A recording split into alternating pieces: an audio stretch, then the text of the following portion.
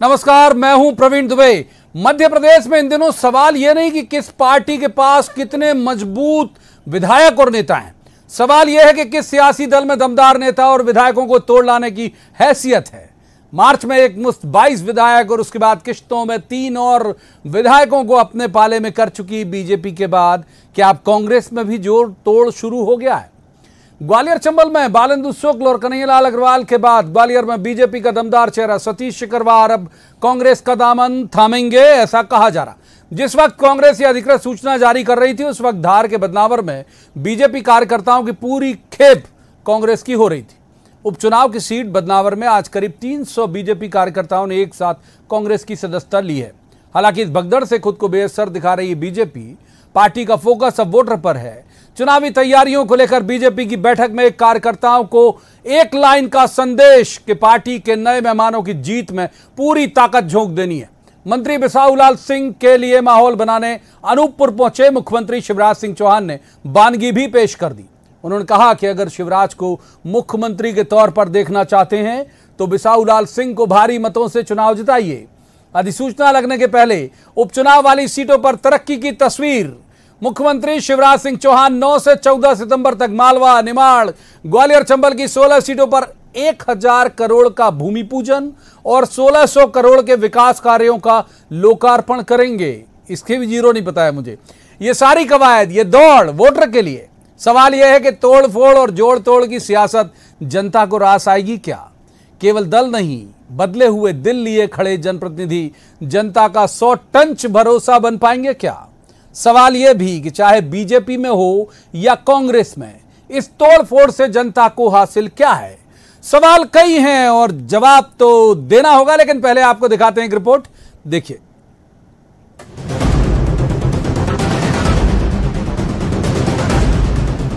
ग्वालियर चंबल में कांग्रेस का बीजेपी को जोर का झटका जोर से ही। ग्वालियर पूर्व से मुन्नालाल गोयल के खिलाफ चुनाव लड़े सतीश सिकरवार पर कांग्रेस की सेंध। सिकरवार का हाथ अब कांग्रेस के साथ, औपचारिक सदस्यता लेना बाकी है बस। यानी यूं समझिए कि ग्वालियर पूर्व सीट पर उम्मीदवारों के चेहरे लगभग वही रहेंगे, बस दल बदल जाएंगे। इस पार के उस पार के इस पार। प्रदेश अध्यक्ष जी से भी बैठक हुई है, दिग्विजय सिंह जी से भी हुई है, स्थानीय वरिष्ठ नेताओं से भी बैठक हुई है और हम चाहते हैं कि जो जमीनी नेता है, जमीनी व्यक्ति है, और हमको कांग्रेस में ऐसे कर्मठ कार्यकर्ता की आवश्यकता है।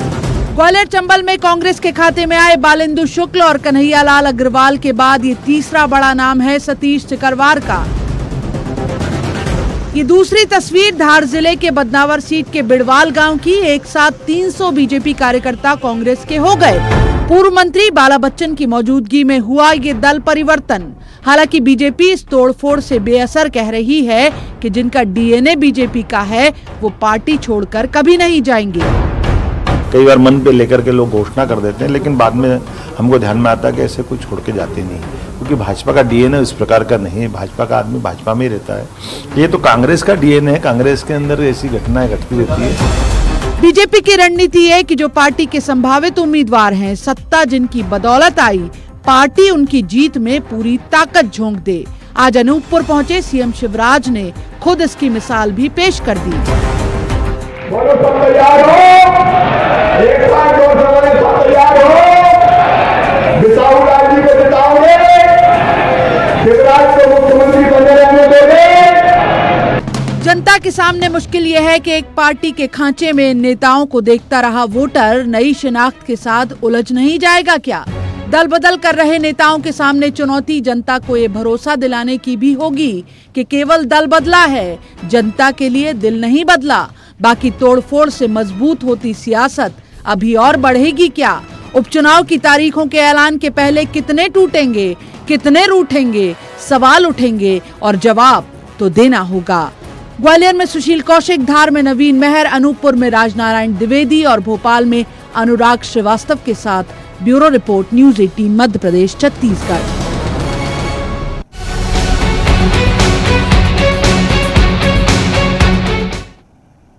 अभी सिर्फ 2 मेहमान हमारे साथ जुड़े हैं, तीसरे जल्दी जुड़ जाएंगे। जो जुड़ गए उनका परिचय मैं आपसे करा दूं। हमारे साथ है राजपाल सिसोदिया, ये बीजेपी के नेता हैं। स्वागत है राजपाल सिसोदिया जी का।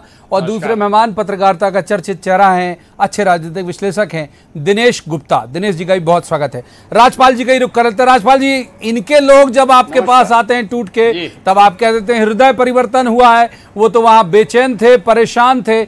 अब जब आपके लोग जाते हैं तो वो कहते हैं, मोहन जी को आपने सुना होगा, वो कह रहे थे इनका तो डीएनए ही भाजपा का है भाई, ये कहीं नहीं जाएंगे ये लोग। हाँ, निश्चित तौर पर मोहन जी ने जो बात कही उसी को मैं आगे बढ़ाता हूं। 2 नाम लिए अभी आपने, बालेंदु जी का और कन्हैयालाल जी का। इन दोनों का अगर पिछला इतिहास देखेंगे तो ये कांग्रेस से भाजपा में आए हुए लोग थे दोनों। इनका जाना घर वापसी है इनकी। प्रेमचंद गुड्डू सांवेर से लड़ रहे हैं, वो भी भाजपा में थे, कांग्रेस से आए थे, चले गए। तो इस प्रकार से जो वास्तविक में भारतीय जनता पार्टी के जो वैचारिक अनुष्ठान को लेकर जो लोग जुड़े हैं भारतीय जनता पार्टी से, वे फिर व्यक्तिगत लाभ हानि नहीं देखते हैं। वे फिर इस बात से नाराज नहीं होते कि उनको टिकट नहीं मिला या टिकट किसे मिल गया। वे इस बात की चिंता करते हैं कि वो जिस वैचारिक अनुष्ठान को लेकर काम पे लगे हैं और उस वैचारिक अनुष्ठान को पूर्ण करने के लिए सत्ता जो है एक साधन है, तो उस साधन को बनाए रखने के लिए जो भी करना पड़ता है वो करना पड़ेगा। तो साधन बनाए रखने के लिए अगर अन्य राजनीतिक दल से मंत्री पद या विधायक पद के इस्तीफा देकर और वहां के नेता अगर हमारे भारतीय जनता पार्टी में आए हैं, तो उनको जहां हमने परिवार में अंगीकार करने का काम किया है, वहीं उनकी जीत सुनिश्चित करने के लिए मन वचन कर्म से हम लोग लगे हैं। और आप देखेंगे कि माननीय मुख्यमंत्री जी आज बिसाऊलाल साहू जी की जब सभा में जाते हैं, दूसरे मेहमान का रुख आप वक्त है हमारे पास, आऊंगा राजपाल जी, वक्त हमारे पास बहुत है। दूसरे मेहमान का रुख कर लेते हैं। भूपेन गुप्ता, कांग्रेस के वरिष्ठ नेता है, हमारे साथ जुड़ गए, प्रवक्ता भी हैं। भूपेन जी का बहुत स्वागत। और स्वागत के साथ भूपेन जी, आप थोड़ा देर से जुड़े, उम्मीद करूंगा दुरुस्त जुड़ेंगे।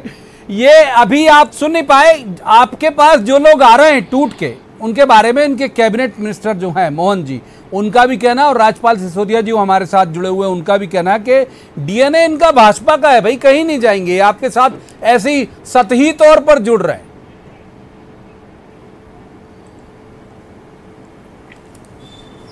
इनके साथ तो जो ये तो गंगा जी हैं, तो ये रोज उसमें कीचड़ डालते हैं, वो पवित्र हो जाता है।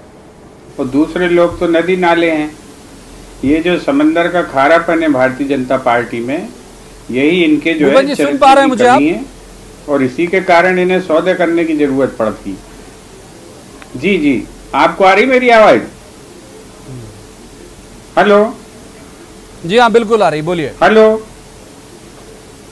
हमारी आवाज नहीं जा रही वहाँ, आ रही? तो ये जो है भारतीय जनता पार्टी की विचारधारा में इस बात को अंगीकृत क्यों नहीं कर लेते कि बच्चे चुराने के बाद उनको गले लगाना है, और अपना बच्चा पैदा हो नहीं हो, अपन को बच्चे चुराने का काम करते रहना है।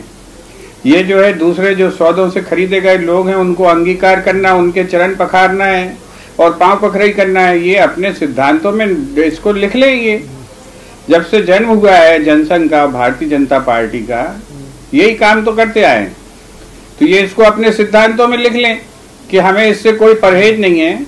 हम जो है सौदे से और चोरी से जनमत चुराएंगे और हमें कोई दिक्कत नहीं होगी इसमें, और हम उनको गले लगा के और तन मन धन और पूरे प्राणपण से उनको जिताने का काम करेंगे। पहले अरे नहीं भाई, ये तो ये कह रहे हैं कि जो आपके साथ लोग आ रहे हैं, जो आपके साथ लोग आ रहे हैं वो बहुत विश्वसनीय नहीं है, उनका डीएनए भाजपा ही, ये कह रहे हैं वो। तो इनके पेट में मरोड़ क्यों उठ रही है, वो हम निपटेंगे। अभी जो जलवा और रुतबा बिखेरने जो हमारी पार्टी में लोग बिखेर रहे थे, अब वो इनके यहाँ बिखेर रहे हैं, तो आदि तो हवा बंद है, बिल्कुल प्राण निकले जा रहे हैं उनके जलवे देख देख के इनकी। आज जो है जिस तरीके के ये सदके उठा रहे हैं और वो जिस तरीके से इनसे गलीचे बिछवा रहे हैं, झाड़ुआ लगवा रहे हैं, वो इनके चेहरों पे दिखाई पड़ता है। मुख्यमंत्री हैं, चेहरा उतरा हुआ, गृह मंत्री हैं, चेहरा उतरा हुआ, बड़े मंत्री हैं मगर चेहरा उतरा हुआ। ये क्या देख नहीं रही जनता? जनता को दिखाई पड़ रहा है। लोग जो है दौड़ा दौड़ा के घर भेजेंगे इनको।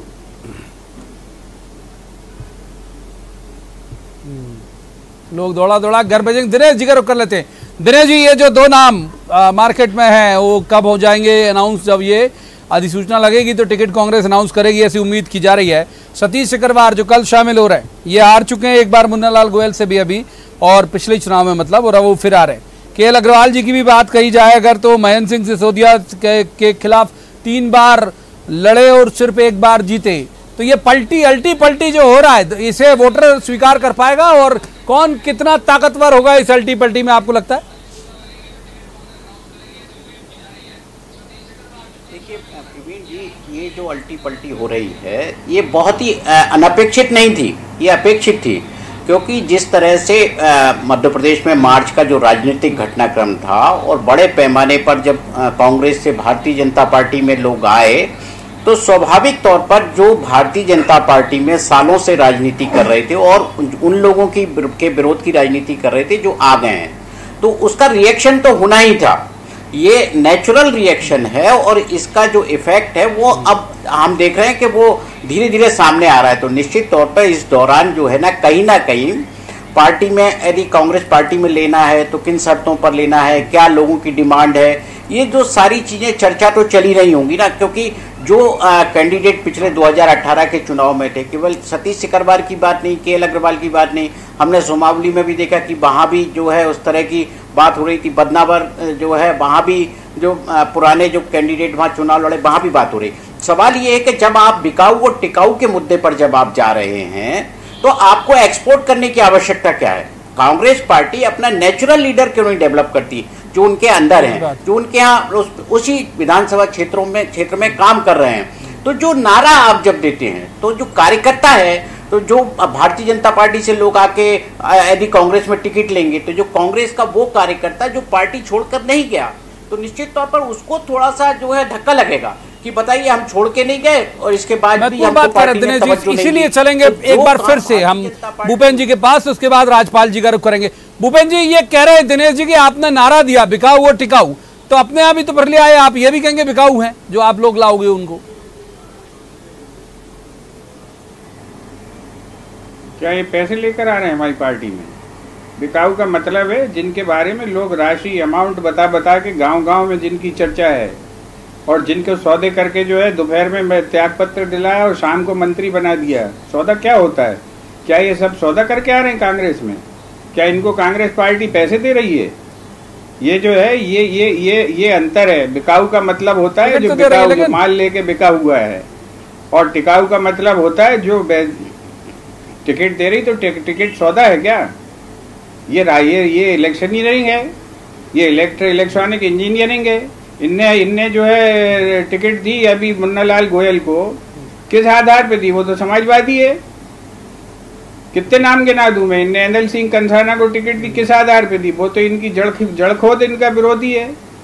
तो ये दे सकते हैं, हम दे देंगे टिकट, तो हमने गलती कर दी।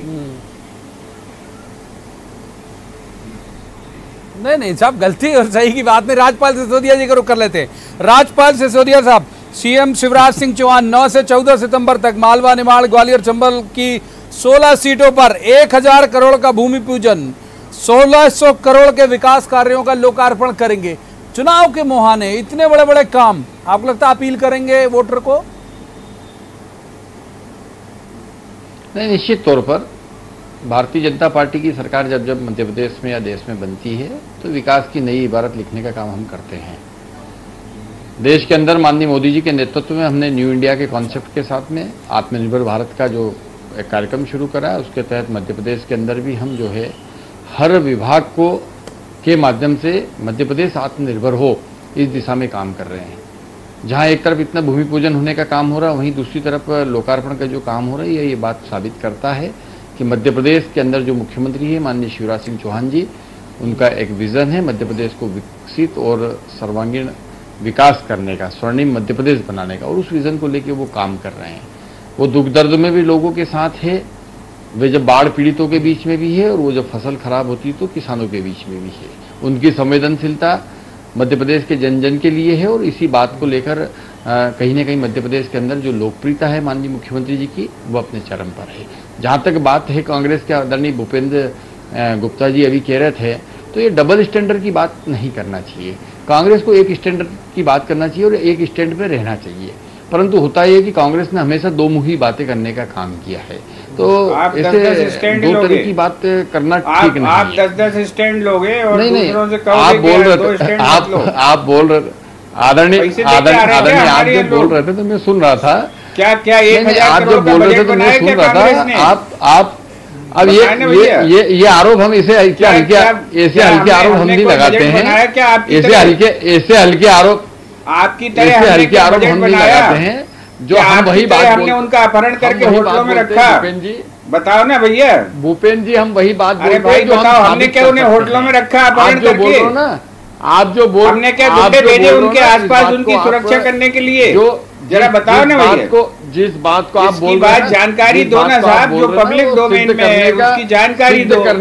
सिद्ध करने का भार आपके ऊपर जाता है। और आप जो बातें बोल रहे हैं आपके नेताओं के लिए, आपको छोड़ के आए नेताओं के लिए, ये बात करने का भार हमेशा दोषी के ऊपर जाता है कि वो बताए कि वो आरोप दोषी है नहीं। आरोप ये लाइन को आरोप का दिया। तीसरे में मान कर करूंगा, तीसरे में दिनेश गुप्ता जी का रुख करूंगा। दिनेश गुप्ता जी बहुत वक्त है, अभी आऊंगा, एक बार और गुंजाइश बनती है मुझे लगता है आप तक आने की। दिनेश जी वही सवाल आप तक, ताबड़तोड़ घोषणाएं, अनाउंसमेंट और लोकार्पण ये एन वक्त पे किया गया, ये मानस के अंदर जाता है वोटर के? नहीं, मुझे नहीं लगता प्रवीण की इन सब चीज़ों से कोई फर्क पड़ता है कि आप ताबड़तोड़ घोषणाएं करें, ताबड़तोड़ शिलान्यास करें या कोई भी चीज़ जो है। देखिए, ये आज की तारीख में वो वाला भारत नहीं है जो 1947 के बाद तक के बाद जो स्थितियाँ थी। आज 21वीं सदी का भारत है और पढ़ा लिखा भारत है। उसको पता है कि कब चुनाव है और आपका जो एक्शन है वो पॉलिटिकल है, नॉन पॉलिटिकल, वो सारी चीज़ें जानता है। आप ये देखिए कि ये जो चीज़ें हैं पिछले चुनाव में भी हमने देखी और हर चुनाव में देखते हैं। कोई भी पार्टी हो वो इस तरह की कोशिश करती है कि जहाँ जिन चीज़ों की डिमांड है उसके लिए हम लोकार्पण कर दिया, उसके बाद होता क्या है, क्या वो कभी पूरी होती है, इस पर कभी कोई गौर नहीं करता। फिर हर बार हर चुनाव में हम देखते हैं कि लोग वही सड़क, बिजली, पानी समस्या, स्कूल, टीचर नहीं है, डॉक्टर नहीं है, इसी तरह की बातें होती हैं। कोई भी सरकारें जो कॉन्क्रीट प्लान जो है वो पेश नहीं करती, ना उनको इम्प्लीमेंट करती हैं। ये हर जगह की, हर राज्य की समस्या है। तो मध्य प्रदेश में तो हम ये देखते हैं कि जैसे शिवराज सिंह जी चौहान का एक स्टाइल है, वो एक साथ जो है उसी स्टाइल में घोषणाएं करते हैं, उसी स्टाइल में शिलान्यास करते हैं। तो जो राजनीति करने का तरीका उनका, कमलनाथ जी की राजनीति करने का तरीका आपने देखा कि 15 महीने में जो है वो मंत्रालय से बाहर निकलते नहीं थे, जिसको लेके लगातार जो है उन पर ये कहा जाता रहा कि वो फील्ड में नहीं जाते हैं। बाढ़ पीड़ितों का हो चाहे किसी भी तरह का हो, तो राजनीति करने का अपना अपना तरीका है कि आप कैसे जो है लोगों को रिजल्ट देते हैं। तो यहाँ आप देखेंगे कि चुनाव के टाइम जो घोषणा होती है आमतौर पर उन पर पालन नहीं हो पाता है। ठीक है, एक बार हम भूपेन जी का रुख कर लेते हैं। भूपेन जी, बहुत सारा मतलब अनाउंसमेंट होने वाला है, 1000 करोड़, कितने जीरो मुझे नहीं पता, और उसके बाद 1600 करोड़ के विकास कार्यों का लोकार्पण करेंगे। वो जो कर चुके हैं काम उनका लोकार्पण करने वाले हैं उस इलाके में मुख्यमंत्री। देखिए साहब, ये फेंकुओं की पार्टी है, उसमें 1000 करोड़ है क्या, जीरा बटी है। 20 लाख करोड़ रुपए का अनाउंसमेंट इस देश में हो गया है और 20 पैसे लोगों की जेब में नहीं पहुंचे। ये लोग देख नहीं रहे क्या? इन्हीं 4 महीनों में लोगों ने देख लिया। 20 लाख करोड़ आपकी जेब में अठन्नी आई हो तो आप बता दो प्रवीण जी, या दिनेश जी की जेब में 4 आने आए हो तो आप बता दो। 20 लाख करोड़ पहुंच चुके इस देश के घर घर में। ये जो है, ये फर्जीवाड़ा जो है, ये फेंकुओं की पार्टी है। दिन भर सुबह से शाम फेंकते रहो। आपको बिहार याद होगा, कितना दे दूं, 25, कितना दे दूं, 45 लाख, कितना दे दूं, अरे साहब 1.25 लाख करोड़ दिए, आज 5 पैसे नहीं पहुंचे, जीरा बटी नहीं पहुंची। लोग जो है गलत तर नहीं हो पा रहा है, सूखा हुआ गला लिए घूम रहे हैं। ये जो झूठ और फरेब की राजनीति अगर करनी है तो कितने भी आप जो है जुमले फेंक दो। 1000 करोड़ क्यों, 1000 करोड़ का क्यों कर रहे हो आप? तो 50 लाख करोड़ का अनाउंसमेंट करो, जनता ग्लैड हो जाएगी, और ज्यादा ग्लैड होगी और वोट एकदम बोरे में भर भर के डाल देगी बीजेपी के उसमें गोली में। तो इतनी छोटी अनाउंसमेंट क्यों कर रहे हो? 50 लाख करोड़ की करो। राजपाल सिसोदिया साहब बड़ा अनाउंसमेंट करिए, वो कह रहे हैं जनता बोरे में भर भर के वोट देगी। नहीं, भूपेन जी कह रहे थे कि जेब में पैसा नहीं गया है।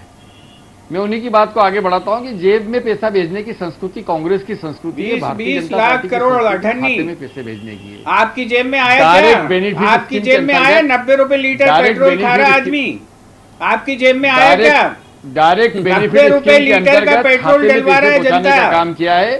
किसान 90 के रुपए सम्मान से लीटर का लगाकर पेट्रोल पेंशन आप बता दें आपकी जेब में अठन्नी आई हो से तो। लगाकर तमाम चीजें, जानवरों का चावल खिला रहे हो आप जनता को 20 लाख करोड़ में, किसान के खाते 20 लाख करोड़ में जनता को जानवरों का चावल खिला रहे हो आप। प्रतिवर्ष किसान के खाते में चारा नहीं आए, महिलाओं को कागजों